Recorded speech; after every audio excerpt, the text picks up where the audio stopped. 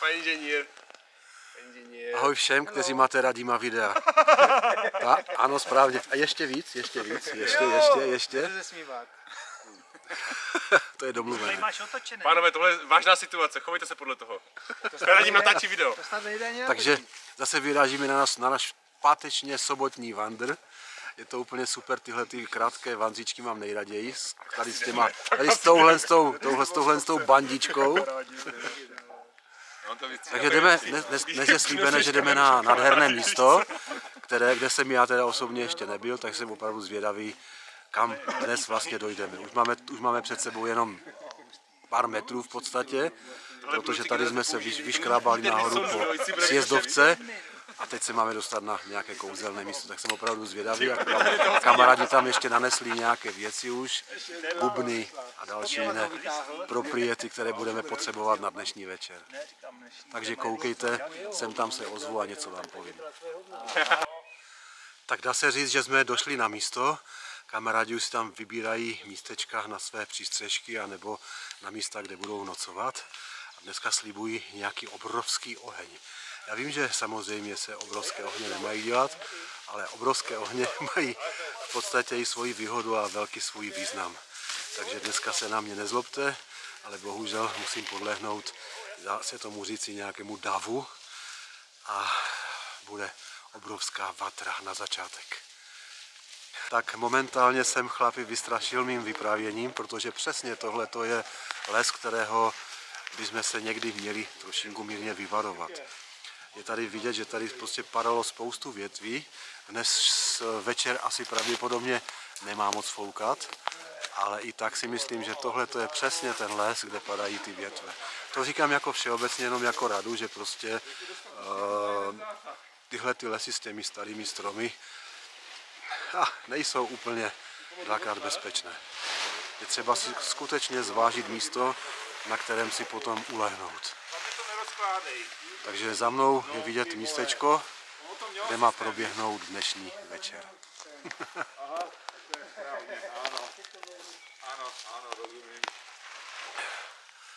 Je to taková fajná tlupa. A já ty kluky mám strašně rád. Oni jsou takový, jak bych to řekl, takový davový. Takový živelní. Spíš bych možná měl říct. Ale mnohdy mi to vyhovuje, mnohdy to mám rád a mnohdy se tomu nechám podvolit. Tak ještě jeden takový nápad, který se mě napadl, než jsem tady jel na ten vanzík. Vzal jsem si spoustu věcí, které už jsem dlouho nepoužíval, mezi které samozřejmě patří moje původní stará karimatka samonafukovačka, to je první věc.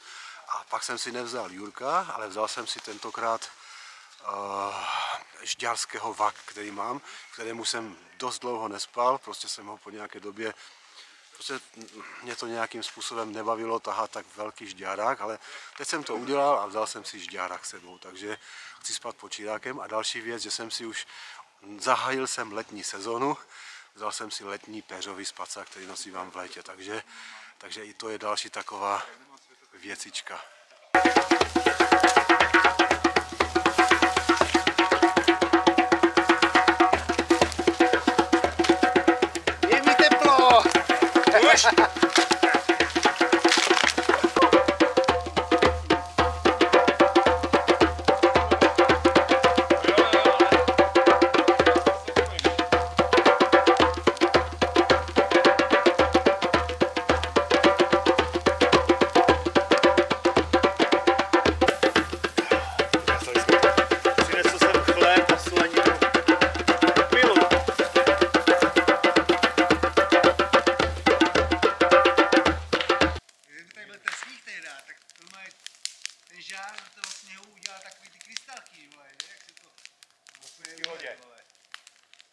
Dneska tady sníh není, Marťas.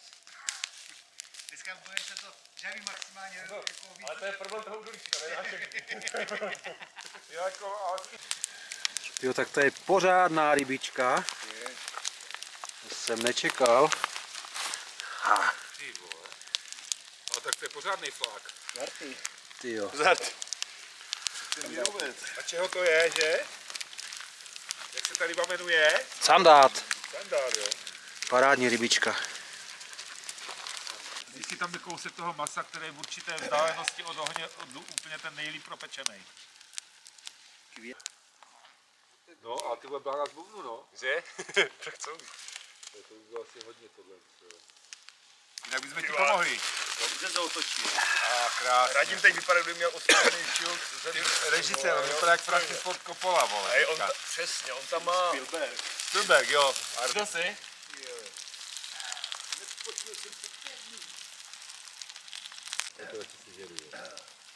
Přistání na Měsíci se natáčelo na Zemi, že jo? Ty vole. Dobře, na oltář.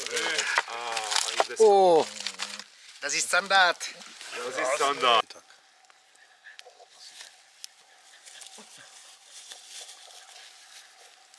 To je náš Jarda. A tak si putuje krajem. No, tak ty barvy jsou fakt úžasné. Tak to je ale steak. Ty kráso. Jestli máte pocit, že to není udělaný, tak to máte jenom pocit. Ty vole, tak to jde odkos. Počkej, já nemůžu odolat, vole, tady tohle. Nemákej tam na to, až to Honza rozdělí. Ty vole, to je žrádlo. Já už jsem ochutnal. Jo. Výborné. Máte se na co těšit, vole. To ani není pro vaše huby. A jestli mi někdo šáhne na buben s tou masnou rukou. Zbytek vyhodit. Pest. Chytl sežral. Profil máme dost. Nejlepší část líčka. Chytl sežral, pustí. Ty krás. Každý rybář ocení.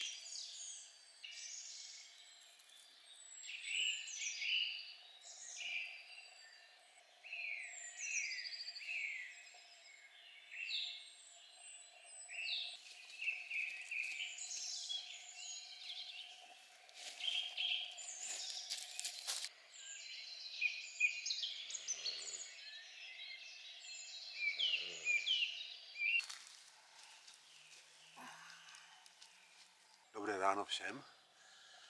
Včera jsem nějakým způsobem naznačil, že mám nějaké jiné vybavení sebou a taky, že ano. Především je to tady ten žďárák.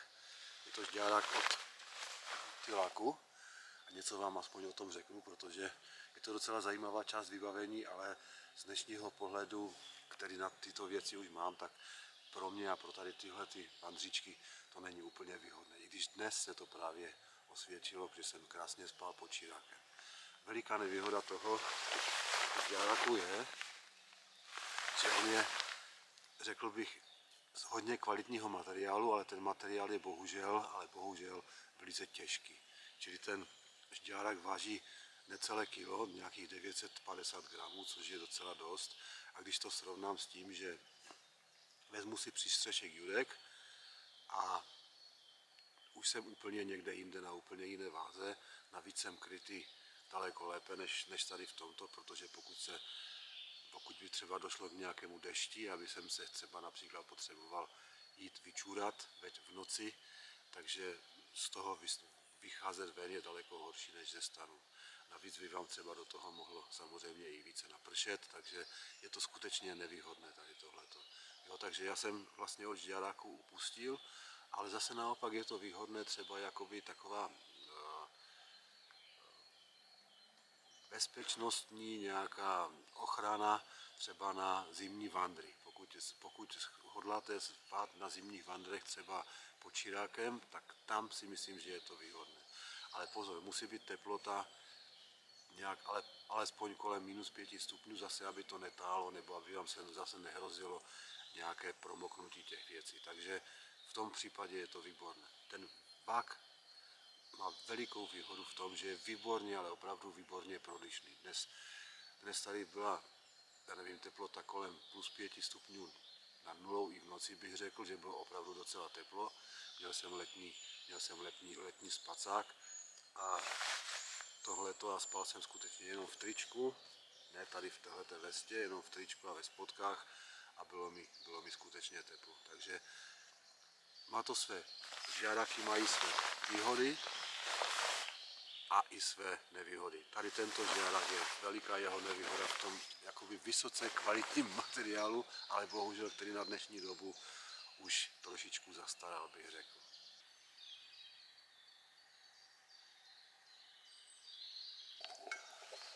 No dobré ráno, chlapi, takže jak se vám spinkalo? Parádní noc to byla, co?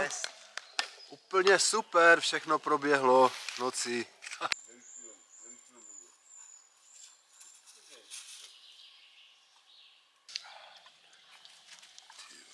Nivea krém.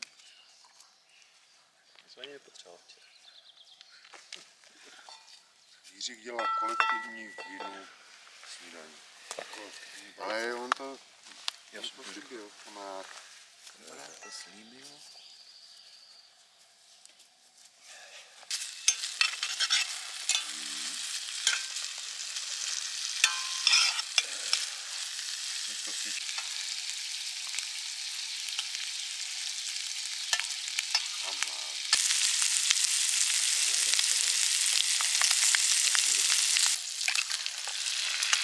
Jo, ještě musím držet.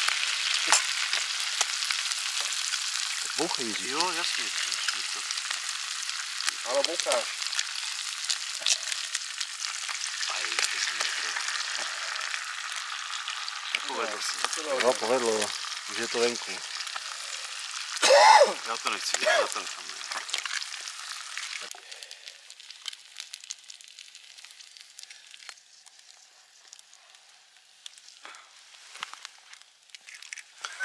Já nevím.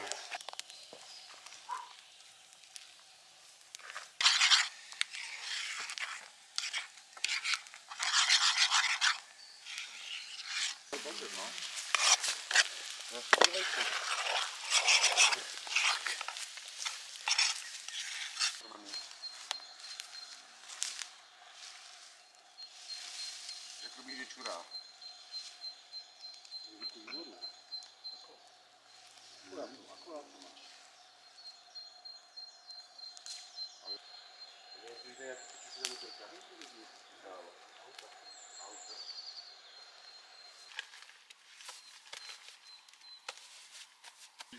Možná by se to dalo poznat podle tady toho znaku, co to bylo.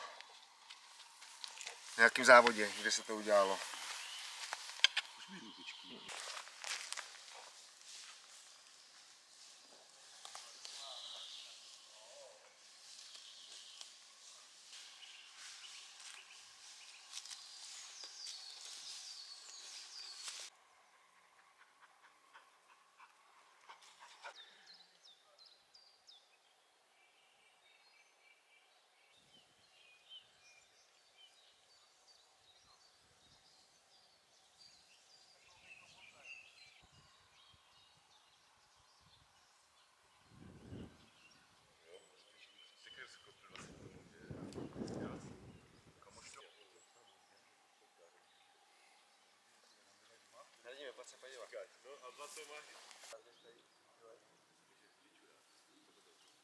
Pobřežnímu.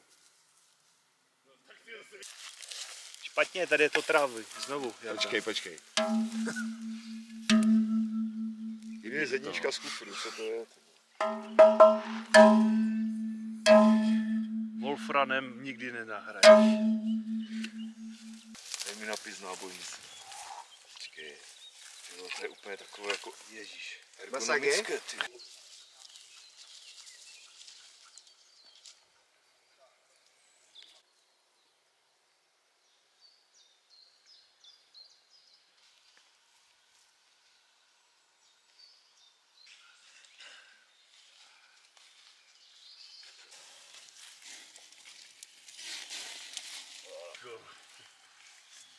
Na mě se neřízní. A Martinovi se pálí klobás. No já jsem za chvilku. Nechci o tom mluvit,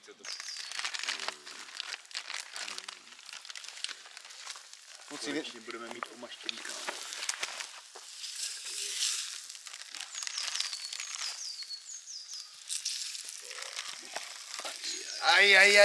To je obětina, to je obětina. Tady je ten správný kousek.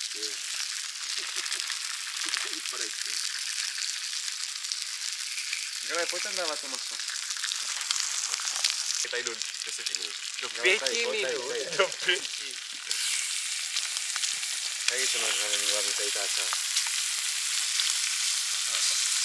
Ale není to tam zaolejované. Není, no. Bude, nebojte, nebojte.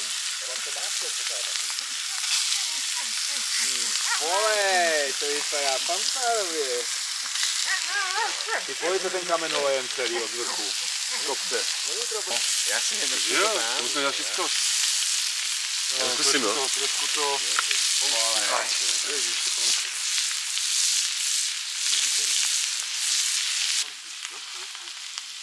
Rozjedeš, dotáhneš, vypečeš, táhneš, otočíš, zapečeš a nenecháš to dojít, aby si to začalo dusit.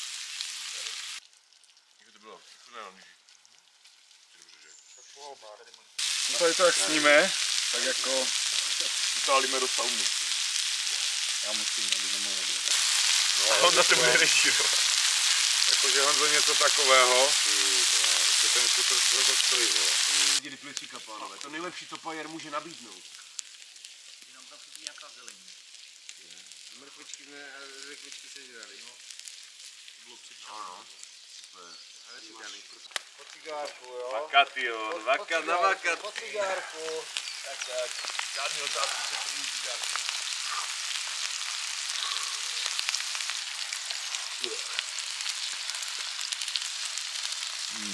Tak to je žrádlo. Já ještě můžu. Můžu tam chlebíček? Maso je tam vynikající, lanížové maso.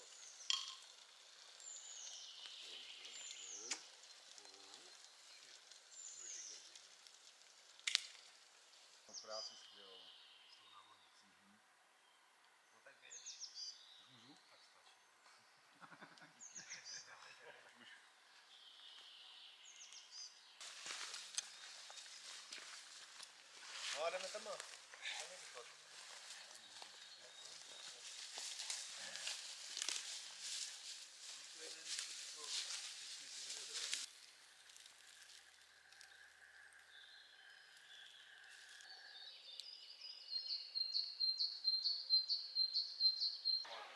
Tak jsme zpátky dole. Teď vám vlastně ukážu, kde jsme. Možná, že z toho vyvodíte určité indicie. A tady máme ještě v plánu saunu. Takže teď jdeme právě do sauny. Sauna po takovém dni venku je úplně kouzelná věc, takže všichni se na to těšíme, ale nejdeme všichni, já tentokrát půjdu do sauny, tak už se na to moc těším. Děkuji vám za sledování tohoto videa, mějte se moc pěkně a ahoj.